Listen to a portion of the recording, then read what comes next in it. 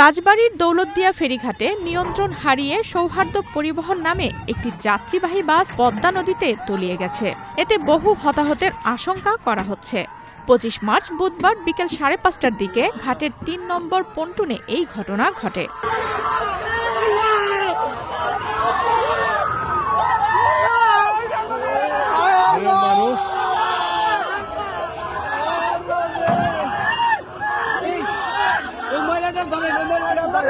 দুর্ঘটনার পর বেশ কয়েকজন সাঁতরে পাড়ে উঠতে পারলেও অধিকাংশ যাত্রী নদীতে তলিয়ে গেছেন। দুর্ঘটনার পর এলাকাবাসী ও উৎসুক জনতা ঘাটে জড়ো হন। উদ্ধার কাজের জন্য ঘটনাস্থলে ফায়ার সার্ভিস ও পুলিশের সদস্যরাও পৌঁছেছেন। উদ্ধারকারী জাহাজ হামজা উদ্ধার অভিযান চালাচ্ছে। একই সাথে ঢাকা সদর দফতর থেকে আরও ডুবুরি টিম ঘটনাস্থলে পৌঁছেছে।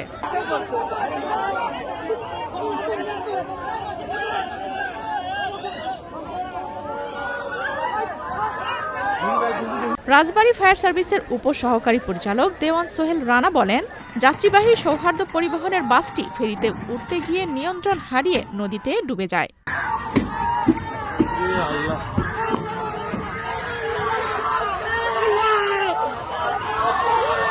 স্থানীয় সূত্রে জানা যায়, বাসটিতে ৪০ জনের মতো যাত্রী ছিলেন। ৫ থেকে ৭ জন যাত্রী পাড়ে উঠতে সক্ষম হন। অন্য যাত্রীদের এখনও হদিস পাওয়া যায়নি।